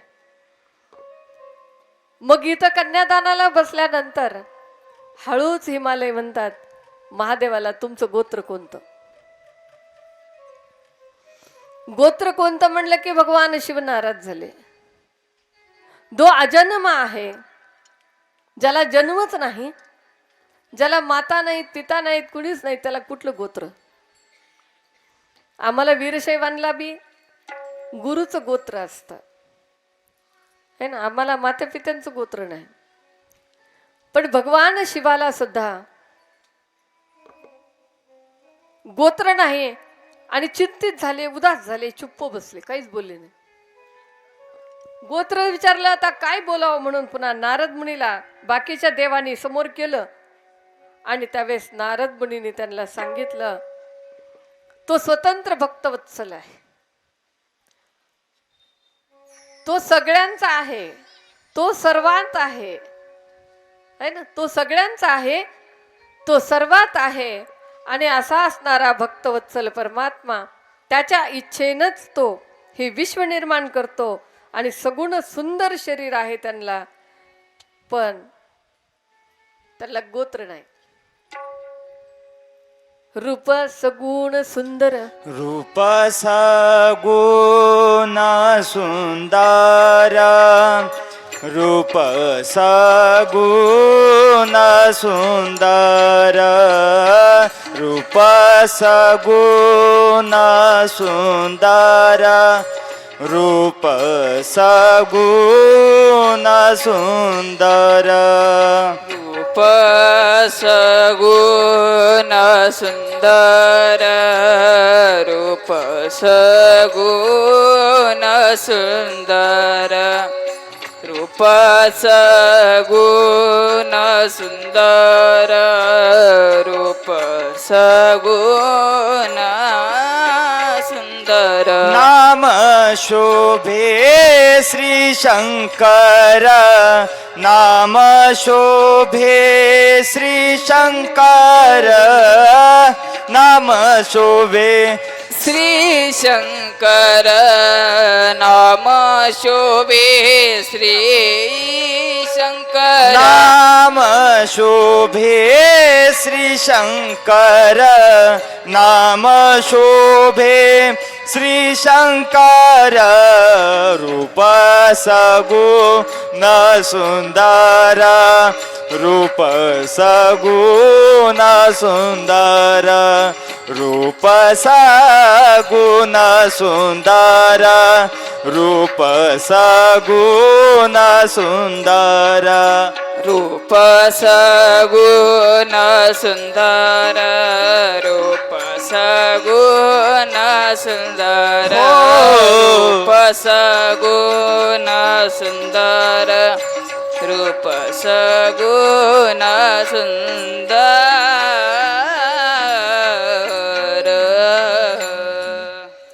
रूप सगुण सुंदर नाम शोभे शिवशंकर. तो प्रथमतः या विश्वामध्ये निर्माण झाला. प्रथम तो या विश्वामध्ये निर्मला म्हणून तो सगुण रूपामध्ये आला. त्याचं रूप बघा म्हणले किती सुंदर आहे. आणि असा असणारा भगवान शिवजन हे विश्व निर्माण केलं. आता पटकन कन्यादान करा आणि कोणताही विचार आपण करू नका. भगवान शिवाला हिमालय म्हणतात, हे सकलेश्वर परमेश्वरा, मी तुला माझ्या मुलीला देत आहे, हिचा तुम्ही स्वीकार करावा. लोकांची माता पार्वती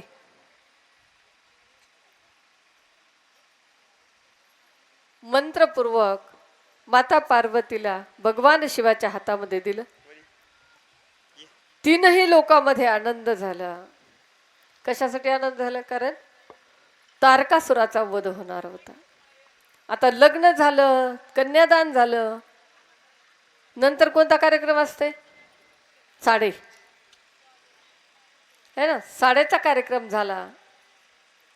आणि साडेचा कार्यक्रम झाल्यानंतर काय असते पुन्हा? भोजन. होम आर्य करतात. आर्य समाजामध्ये भोजन हे असतं, होम असतं. पहिल्या लग्नामध्ये महादेवाचा होम होता. हे शिवभक्त असल्यामुळे यांच्या लग्नामध्ये होम नाही. साडे झाले आणि साडे झाल्यानंतर जेवणासाठी विश्वकर्मा एवढं हुशार बघा. देवासाठी दालनं वेगळं, झोपल्याचे वेगळे, जेवणाचे वेगळे. भूतासाठी वेगळंच होतं दालन खायला. त्याला किती लागते, काय लागते, सगळं माप होतं त्याचंही. ते दालन आता असते की आपल्यामध्ये VIP वेगळे आहे ना. VIPचं दालन वेगळं, आपल्यासारखे साधारण लोकांचं वेगळं असते की नाही. तसं प्रत्येकाचं दालन वेगळं होतं. देवलोक महादेवाच्या दालनामध्ये सगळे जेवायला बसले होते. चेष्टा करत करत ताटं वाढले आणि ताटं वाढल्यानंतर दोघं जण एकमेकांना भरवत होते. तुम्हाला आठवायला का तुमचं काय? आता सगळ्यासोबत तू आपलं काय वेगळं आहे का? देवाच्या सोबत सारखंच की आपलं सुद्धा. आठवत नसलं घरी जाऊन फोटो बघा, तेव्हा कसं दिसत होते लग्नामध्ये, आहे की नाही. आणि आता कसं दिसते, फरक पडते की नाही, परिवर्तन होत असतं. एकमेकांना भरवलं आणि सगळ्यांचा प्रसाद झाल्यानंतर हिमालयानं विनंती केली, म्हणजे 3 दिवस तरी तुम्ही इथं राहावं. 3 दिवस तिथं राहणं झालं. राहिल्यानंतर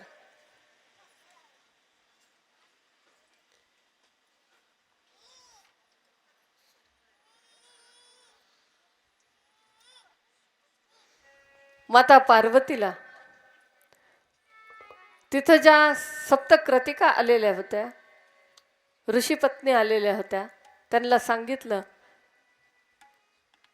की म्हणले आता पार्वतीला कसं वागावे हे सांगा.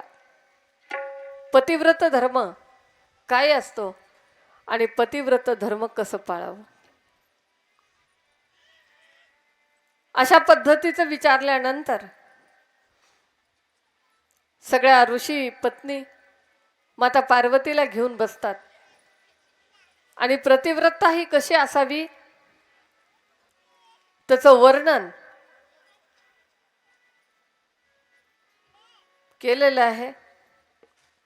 पती बाहेरगावी गेला असेल तर पतिव्रतेने शिंगार करू नये, दारामध्ये शिंगार करून दारामध्ये उभा राहायचं नाही. प्रत्येक शिंगार असेल तर तो फक्त पतीचाच असावा. पतिव्रता स्त्रीने नवऱ्याच्या आधी झोपायचं नाही, नवऱ्याच्या अगोदर उठायचं. हा सगळं धर्म आहे. आणि अशा पद्धतीचा धर्म आहे. उशाला उकळ नसावं, उकळ मुसळ किंवा ते पाटा असतो ना, पाटा वरवंटा, हे असं घेऊन उशाला झोपू नये. झाडू सुद्धा उशाला असेल तर तो बाजूला ठेवावा. याच्यामध्ये झोपण्याचे सुद्धा आता एकच रूम असली तर काय करावं, आपल्याला वाटतंय ना असं. आता अडचणी, जागेच्या अडचणी असतील तर तिथं काय करावं, त्यावेळेस आपण आड बाजूला ठेवायचा प्रयत्न करा. जातं, उकळ, पाटा किंवा झाडू याच्याकडं डोकं करून. पती जेवल्याशिवाय आपण जेवायचं नाही. रोज उठल्यानंतर पतीला नमस्कार करायचा आहे ना. पतीला उलट बोलायचं नाही. पतीला, आता इथं भांडाव कोण, उलट बोलायचं नाही म्हटल्यावर कसं जमल बरं. कोण ऐकून घ्यावं तुम्ही सांगा बरं. कुणीच ऐकून घेत नाही नवऱ्याचं. आमच्याजवळ लगेच शब्द तयारच असतात की नाही. पण आता इथं जे सांगितलंय ते मी तुम्हाला सांगायला, मग मला काही माहिती नाही ह्याच्यातलं. पण असे सगळे नियम पतिव्रतेचे असतात. पतिव्रता म्हणजे काय तुम्हाला एक सांगू का गंमत. एक बाई पतिव्रता होती आणि ती त्या ह्याच्यामध्ये उकळामध्ये सांडत होती.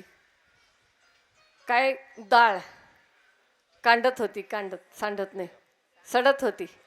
हां, आणि ती डाळ सडत होती. तेवढ्यामध्ये शेजारीन आली.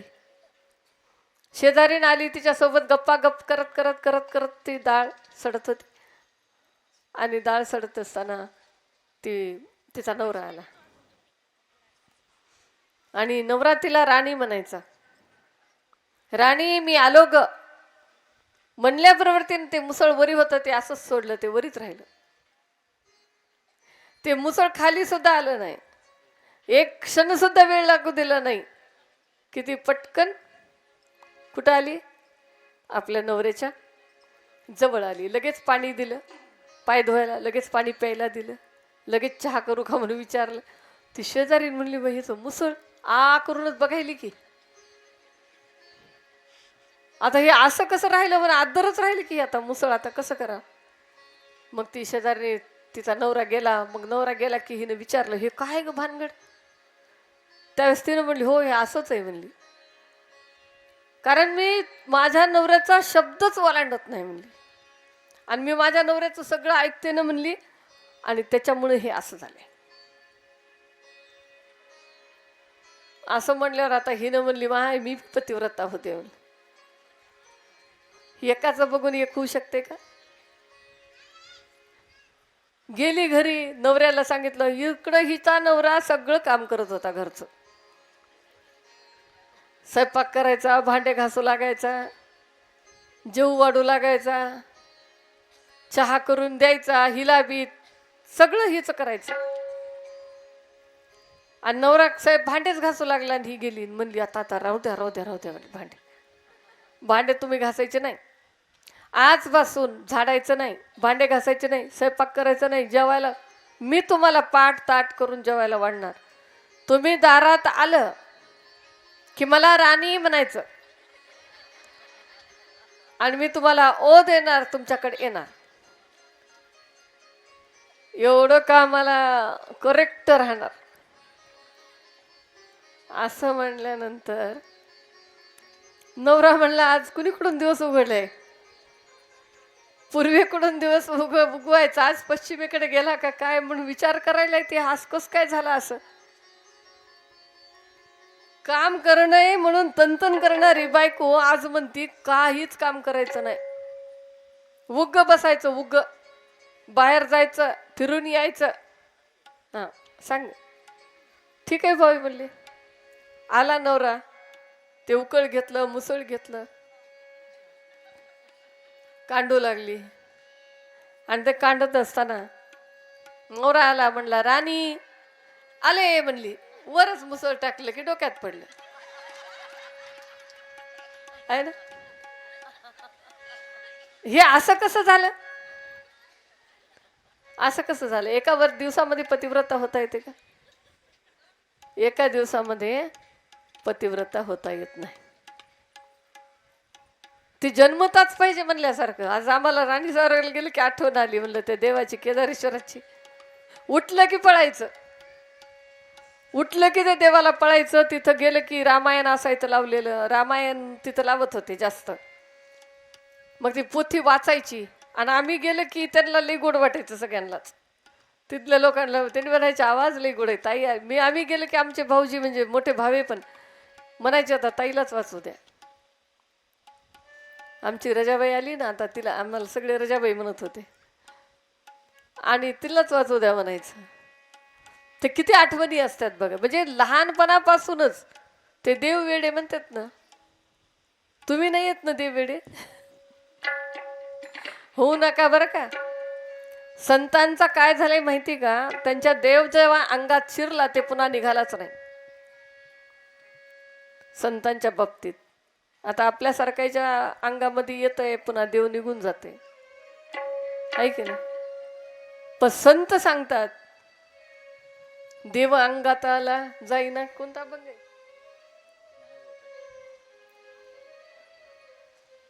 देव अंगात आला म्हणते ते अजून काही बाहेरच जाईना, कारण त्या देवाची प्रचिती त्यांना आलेली असती आणि म्हणून ते सांगत असतात तसं. तर इकडं आता भोजन झालं, सगळं झालं आणि माता पार्वतीला पाठवण्याची व्यवस्था करायची होती. आणि हे सगळं पतिव्रतीचं कुंकू लावावं, सिंदूर लावावं, दिवसा झोपू नये. तुम्ही झोपतात की नाही दिवसा? झोपू नये म्हणून सांगायलेत बाबा.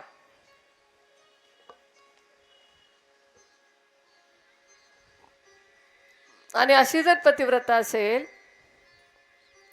तर ती स्त्री त्रैलोक्य जिंकते म्हणे. आता आपण अनेक कथा ऐकत होत ना, पतिव्रतेच्या अनेक कथा आहेत, पण ते कथेपुरतच कथा आहेत. ते प्रत्येकाला होते का? ते प्रत्येकाला होत नाही. आणि अशा पद्धतीनं हे सगळं सांगितल्यानंतर सप्तऋषी अथ सप्त ऋषेस्तेच प्रोयिर्हिमगिरीश्वरम कारयस्वात्मजा दिव्या यात्रामध्ये चिंतागिरे. सप्तऋषी हिमालयाला सांगतात आता कन्येची पाठवणी करा. कन्याला पाठवायचं म्हणल्यावर किती अवघड गोष्ट असते ना. ज्याला कन्या आहेत त्याला कळतंय, आहे की नाही? आपण सुद्धा अनुभवलंय. आपण निघाल्यावर आपली आई किती रडत होती, आहे ना. वसंगळी असते, सगळी तयारी 3 दिवसापर्यंत सगळा उपचार घेऊन सगळे निघण्याच्या तयारीत आहेत. त्यावेळेस हिमालयाला सुद्धा बडबडून येतं आणि त्यांनी आपल्या कन्येला, अहो लहानपणापासून खडी कांदी घेतलेलं असतं, त्या कन्येला किती शिकवलेलं असतं. आम्ही सुद्धा आमच्या पोरीला शिकवतो की नाही. काय म्हणतो, तिथं गेल्यावर तुला असं मिळेल का, लई चव नाही का तुला खाण्याचं. काय संस्कार लावतो आपण. खरं आहे बघा, आमची ताई हसायली. लेकीला असं कधीच म्हणू नका. इथं आई आहे ना, तिथं पण आईच आहे. सासू काही दुश्मन असते का? ती बी तिच्या घरासारखं शिकवते तिला की बाई माझ्या घरामध्ये असं वातावरण आहे. असे संस्कार आहेत, त्या संस्कारामध्ये तू राहा, संपलं. पण ते सासूचा बागुलबोवा करणाऱ्या बायाच आहेत, आणि स्वतः सासू बी स्वतः त्याच आहेत, आणि सून बी त्याच आहेत. आम्हीच आमचे दुश्मन आहेत. बागुलबोवा कोण करते तुम्ही सांगा बरं? त्या लेकीला लहानपणापासून त्या सासूची भीती दाखवते. आता सासरी गेल्यावर हे मिळतंय का, ते मिळतंय का, असं कधीच म्हणू नका. लेकराला तिथली सुद्धा आवड माझ्या इतकीच लागली पाहिजे. मी जशी आई आहे, अगं ती सुद्धा तशीच आई असते. ती रागवते, मी तुला रागवते ना, तसं ती पण रागवती. एवढं जर तुम्ही शिकवलं ना त्या कन्याला, तर तिला अवघड जाणार नाही सासर. नाहीतर ते सासूचं नवऱ्याला म्हणती वेगळं निघायचं, दोघाला किती लागायचं म्हणतात की. सासूचा बागुलबुवा असल्यावर, केलायला असल्या आईनं तर. म्हणून मुलीला संस्कार सुद्धा चांगले. मी तुम्हाला त्या दिवशी सांगता सांगता आपला विषय राहिलाय बघा. एक काळ होता, त्या काळामध्ये महिला नांदायला जात होत्या. महिला नांदायला नाही, पुरुष नांदायला जात होते. बरोबर आहे, ते विषय आपला तिथंच राहिला होता त्या दिवशी, अर्धवट राहिला होता. आणि पुरुष नांदायला जायचे, सगळं काम करायचे. त्यावेळेस मनू राजाचा जन्म झाला. मनू राजाने विचार केला, कौमारे रक्षंतो पिता.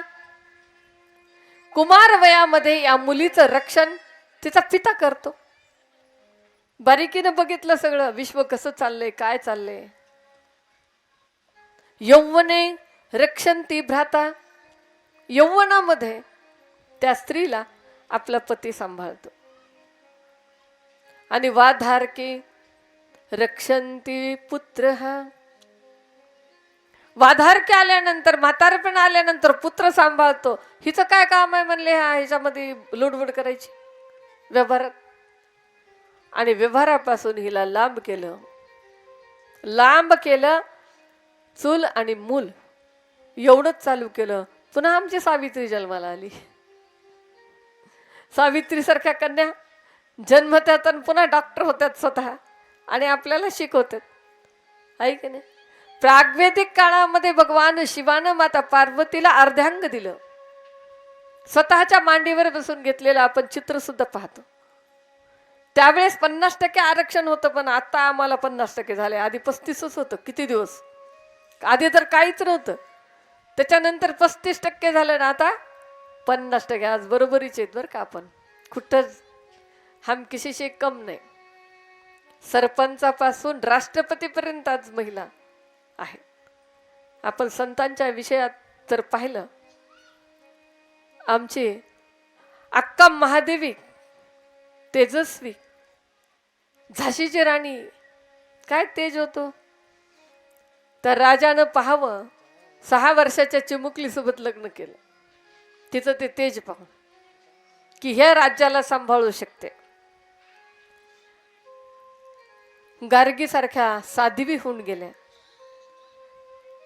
आणि अक्का महादेवी वीर वैरागिनी, मीरा वीर वैरागिनी, संत जनाबाई, संत मुक्ताई, क्रोध मागे सारा, ताठी उघडा ज्ञानेश्वरा म्हणणारी मुक्ताई आमची. आहे की नाही? कशा होऊन गेल्या? अशा साध्वी सुद्धा स्त्रिया होऊन गेल्या. आणि आज काही दिवस सीता, द्रौपदी, आपण बघितलं ते स्वयंवर होतं. त्यावेळेस स्वतः नवरा निवडायचा होता. आणि आज कन्यादान पद्धती आहे. स्त्रीला एका वस्तूसारखं कन्यादान म्हणून तिला कन्यादान केल्या जाते. आम्ही काय वस्तू आहेत का? आहे की नाही? आम्ही किती कमी पडतो बघा. म्हणून आपण आपला विचार करायचा. आता 100%तलं जो त्रास होता स्त्रियांना, तो 50%वर आलाय. आता एवढा पहिल्या एवढा त्रास आता नाही. पहिल्या सासूला त्रास झाला की तिला सून आली की ती पुन्हा त्रास द्यायची. पण आता ती प्रवृत्ती माणसाची राहिली नाही. आणि म्हणून सासू आणि सुनेनं काय होते, दोघीच्या भांडणामध्ये ते माणूस असते ना, त्याची पडझड होती बघा. त्याचं जीवन इतकं बेकार होतंय आणि त्याच्यामुळं आईनं आणि सुनेनं या दोघांनी मिळून आपलं घर व्यवस्थित चालवावं त्यासाठी प्रयत्न करावा. तसा माता पार्वतीला उपदेश केला आणि माता पार्वतीच्या सारखं डोळ्यामधून अश्रू गळू लागले. सगळ्या बाललीला आठवू लागल्या. बाळपणी वडिलांनी घोडा करावं, आईने खाऊ घालण्यासाठी चिवचिव कावकाव दाखवून अन्न खाऊ घालावं, एवढी परवड झालेली. त्याच्यामध्ये मेनका माता पार्वतीच्या गळ्याला पडून रडत होती. ओ जाते लाडाची लेकाज सासरी, जाते लाडाची लेकाज सासरी. सासरी जाते लाडाची लेकाज सासरी, जाते लाडाची लेकाज सासरी, जाते लाडाची लेकाज सासरी. हो जाते लाडाची लेकाज सासरी, जाते लाडाची लेकाज सासरी. लेक एकुलती एक दिली परक्या घरी, लेक एकुलती एक दिली परक्या घरी. जाते लाडाची लेकाज सासरी, जाते लाडाची लेकाज सासरी, जाते लाडाची लेकाज सासरी. लेक कुंती एक दिले परक्या घरी, लेक कुंती एक दिले परक्या घरी. जाते लाडाची लेकाज सासरी, जाते लाडाची लेकाज सासरी, जाते लाडाची लेकाज सासरी. हो हसली खेळली ती वाढली माहेरात, आणि मैत्रिणींचे मौज केली दिन रात.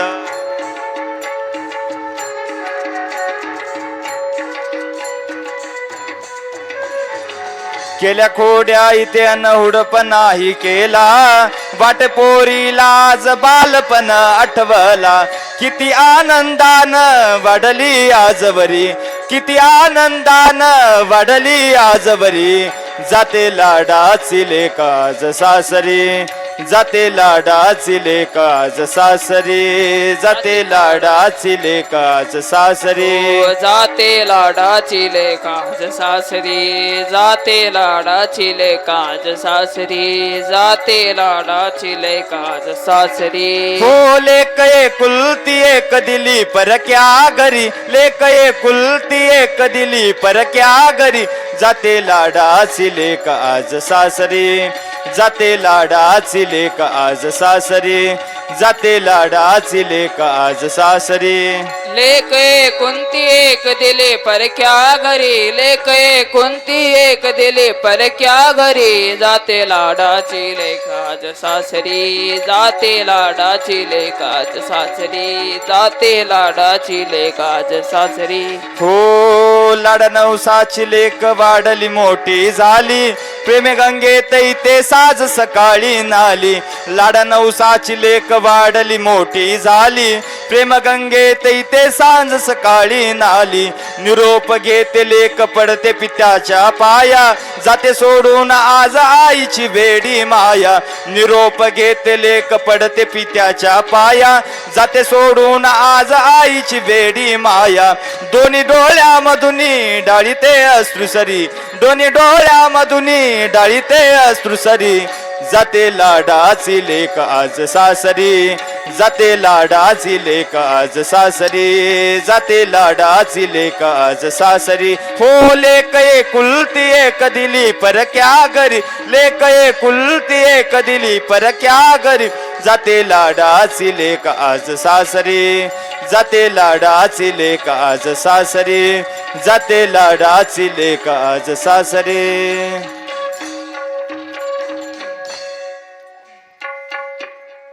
एकुलती एक, 100 भावामध्ये एक असलेली लेक, गुणवान, रूपवान, गोड बोलणारी अशी माता पार्वती सासरी जायला निघाली. 100 भावाला भेटायला किती वेळ लागला असेल, किती रडली असेल बरं. सगळ्या गावामध्ये दुःख झालं. सगळं गाव पाठवणी करण्यासाठी माता पार्वतीला आले. माता पार्वतीनं बापाच्या कमरेला विळखा घातला. बाबांनी डोक्यावरून हात फिरवलं. हे प्रेम असतं.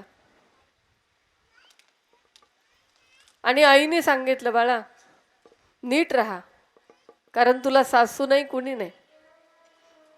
लक्षात ठेव की आपल्याला ह्यांनी काय सांगितलं. आमची आई काय शिकवते? आमची आई काय शिकवते लेकराला? मुठीत ठेवायला शिक. है की? नवऱ्याला मुठीत घे म्हणते, आणि पोराला म्हणते बायकोचं काही ऐकू नको. दोन्ही सारखे पाहिजे की नाही, तुम्ही सांगा बरं. पण तसे विचार आपण ठेवतच नाही. सुंदर असे विचार माता पार्वतीच्या मनामध्ये घालून, कारण माता पार्वती म्हणजे विश्वाची जननी आहे. तिच्याकडे आधीचेच विचार सुंदर आहेत. अगोदरच ती कोमल हृदयाची आहे. अगोदरच सगळे आपण तिचे पुत्र आहोत. आणि अशी माता पार्वती निघाली. सगळे देव लोक कैलासामध्ये आले माता पार्वतीला घेऊन. आल्यानंतर माता पार्वतीच्या हातचं प्रसाद घ्यायचा होता सगळ्यांना, कारण ती अन्नपूर्ण आहे. पहिल्यांदा आपण आल्यानंतर आपल्या नवरीला पुरणपोळी करायला होतो की नाही. माता लक्ष्मी तिथंच थांबल्या होत्या करवली म्हणून, आणि त्यांनी सांगितलं आज तुम्हाला स्वयंपाक करायचा. माता पार्वतीनं पुरणपोळीचा स्वयंपाक केला. आता आजकाल तर पुरणपोळीच करता येत नाही. सांगू का तुम्हाला गंमत पुरणपोळीची? सासूबाई गेल्या त्या बाहेर. नवरा म्हणला मला पुरणपोळी खावं वाटायली. नवीन लग्न झालं होतं. पुरणपोळी कशी करतात माहीतच नाही. पण आता कोणाला विचारावं? शेजारणीला विचारावं. शेजाऱ्याच्या काकूकडे गेली. आणि माणसाचं एक असते बघा, अज्ञान स्वतःचं झाकून ठेवायचं. मला येत नाही असं म्हणावंच वाटत नाही. त्या काकूला विचारलं, म्हणले काकू आणि पुरणपोळी कशी करायची? त्या काकूनं सांगितलं, तुला येत नाही का? अहो तशी येते हो, पण घरात सासू नाही, मग तुम्हाला तरी विचारावं म्हणून आली. तशी येते, मग कशी येत नाही? त्यावेळेस मग तिला वाटलं आता हिला येते. तिनं सांगितलं, म्हणली काही नाही, पाण्यामध्ये डाळ घाल, गुळ घाल, वाटून घे. आली घरी, पाण्यात डाळ घातली, गुळ घातला. पुन्हा आली, काकू तुम्ही सांगितलं तसं केलं. काय केलं बाई? पाण्यामध्ये डाळ घातली, गुळ घातला आणि वाटून आले. कुठं? गल्लीमध्ये. झाली का पुरणपोळी? तुम्ही सांगा, झाली? अशी पुरणपोळी आपल्याला इथे आहे की आत पुरण घालाव का बाहेर पुरण घालाव? आपण एक लई छान सांगायचं. ते इंग्रज यायचे म्हणले पेशव्यांकडं, आणि पेशवे ब्राह्मण असल्यामुळं रोज पुरणपोळी. आणि पुरणपोळी त्या इंग्रजाला जेवायला वाढली. ते म्हणाले म्हणे ह्याच्यामध्ये कसं गेलं अशी पोळी धरून? हे फुगलं याच्यामध्ये कसं गेलं? ज्याला खायला कळत नव्हतं त्याने आपल्या ह्या देशावर राज्य केलं. केलं की नाही? त्याला खायचं कळत नव्हतं. तसं माता पार्वती अन्नपूर्णा सुंदर असा पुरणाचा स्वयंपाक केला. कढी, भात, वरण. तोंडाला पाणी येऊ देऊ नका बरं का. वास यायलाय का ना? आज शिवरात्र आहे, मनात बी आणू नका.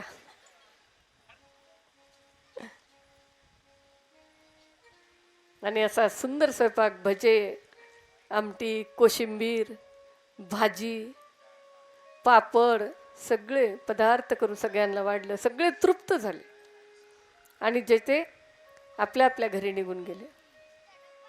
आपण एक फक्त ब्रह्ममुरारी घेऊन आपण आरतीसाठी सज्ज होऊ. तर भगवान शिवाची आराधना हो. उद्याच सांगा बरं का, माझ्याकडे द्या आता. उद्याचा कार्यक्रम कसा आहे? सकाळी शिवमहापुराण किती वाजता, कीर्तन किती वाजता आहे?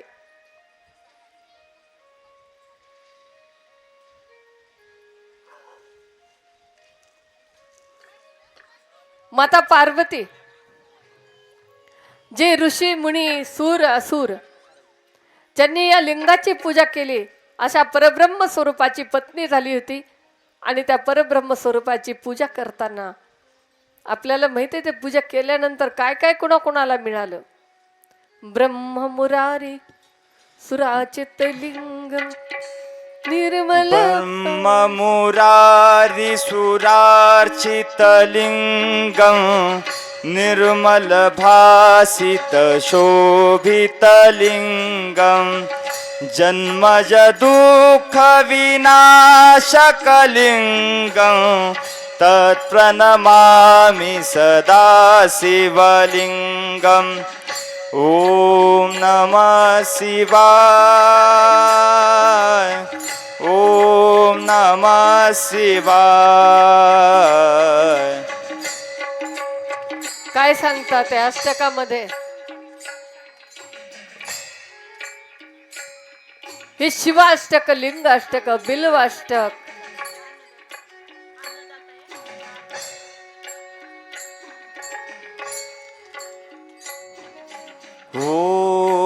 आणि अशा पद्धतीनं भगवान शिवाचे हे अष्टक आहे.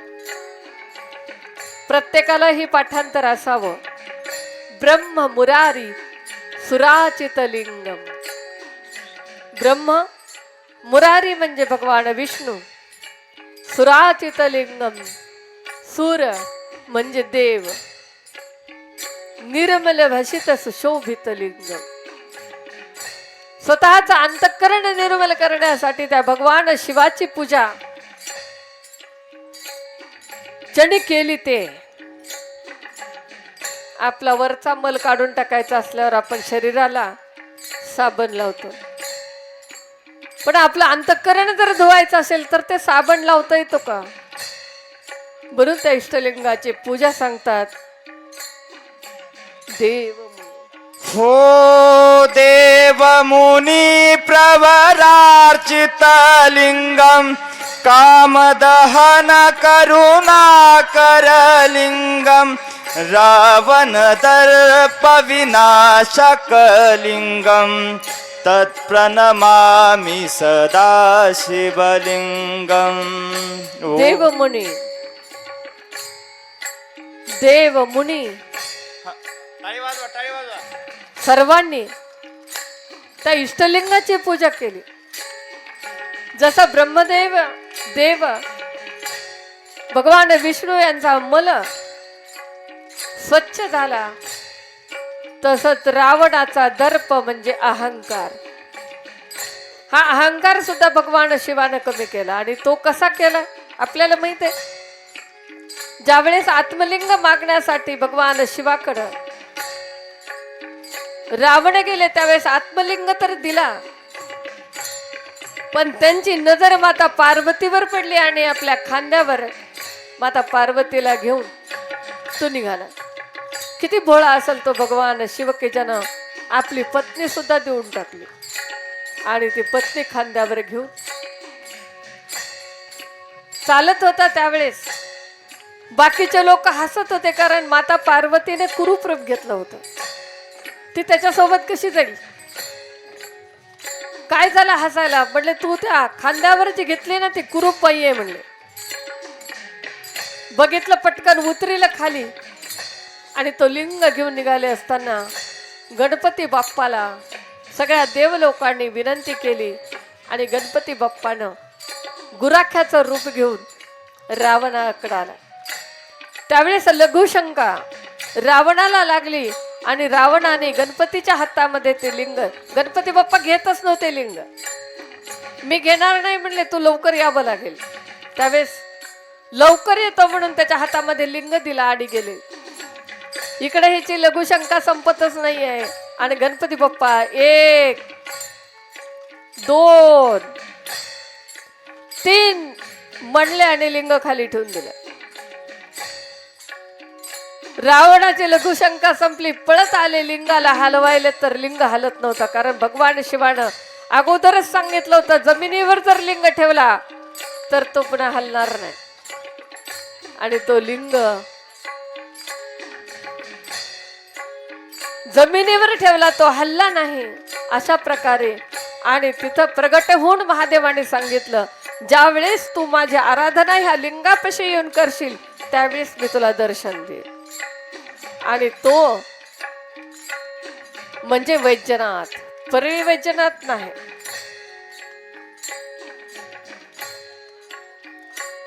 लाहोर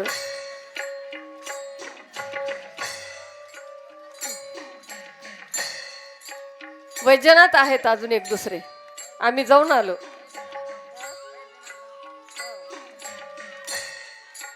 आणि तिथं तो लिंग आहे. असा रावण दर्प सुद्धा विनाश करणारा तो भगवान शिव आहे. हो सर्व सुगंध सुलपित लिंगम बुद्धि विवर्धन कारण लिंगम सिद्ध सुरासुर वंदित लिंगम तत्प्रणमामि सदा शिवलिंगम. जे लिंग ऋषी मुनींनी देवलोकांनी स्थापन केलेले आहे अशा लिंगाला नमस्कार करतात. ज्यांनी सुगंधित अत्तर, सुगंधित लेप, चंदन आणि जे या विश्वामध्ये हा प्राणी निर्माण करून ज्यांनी आम्हाला बुद्धी दिली असा तो भगवान शिव. कनक महामणिभूषित लिंगम फणिपति वेष्टित शोभित लिंगम दक्ष सुयज्ञ निनाशन लिंगम तत्प्रणमामि सदा शिवलिंगम. कुंकुम चंदन, बरोबर आहे. कुंकुम चंदन लेपित लिंगम पंकजहार सुशोभित लिंगम संचित पाप विनाशक लिंगम तत्प्रणमामि सदा शिवलिंगम. किती सुंदर आहे बघा. फणिपती वेष्टन शोभित लिंगम. फणिपती कोण? नागराजा, नागराजाचा राजा, नागाचा राजा. त्याचं वेष्टन तुमच्या अंगाभोवती आहे. कुंकुम चंदन लेपित लिंगम पंकजहार. सुंदर असं सौभाग्याचं लेणं आपण त्यांना वाहू शकतो. आणि कमळाचं फूल, पंकज म्हणजे कमळाचं फूल ज्याला अर्पण केलं जातं असं तो शिव. हो देवगणार्चित सेवित लिंगम भावैर्भक्तिभिवेव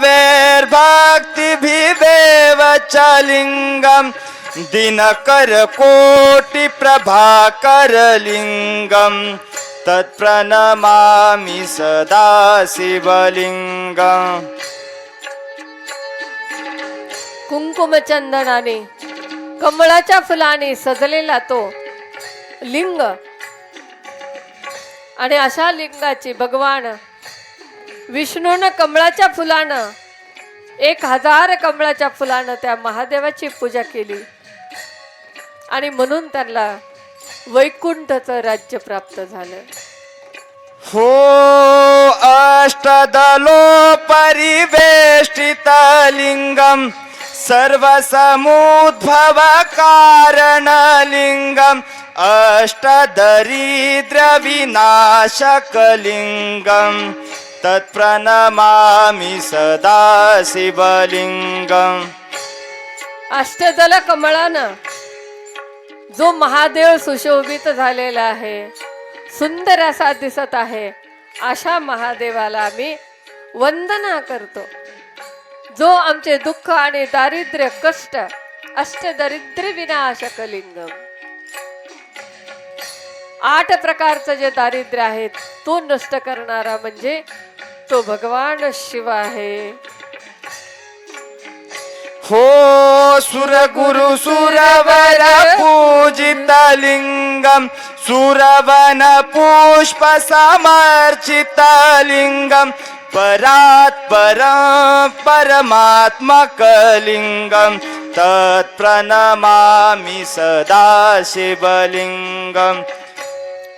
सुरवर सुर असुर बृहस्पती सारखे सद्गुरु इंद्र सगळे तुझी पूजा करतात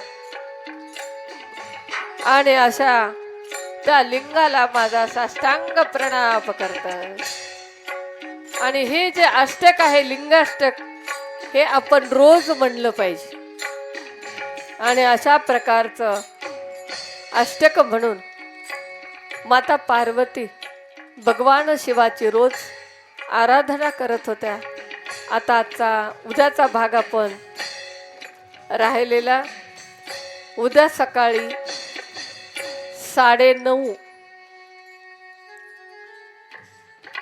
9:30 जर आपण सुरुवात केली तर 12:30 पर्यंत आपलं होऊन जाईल.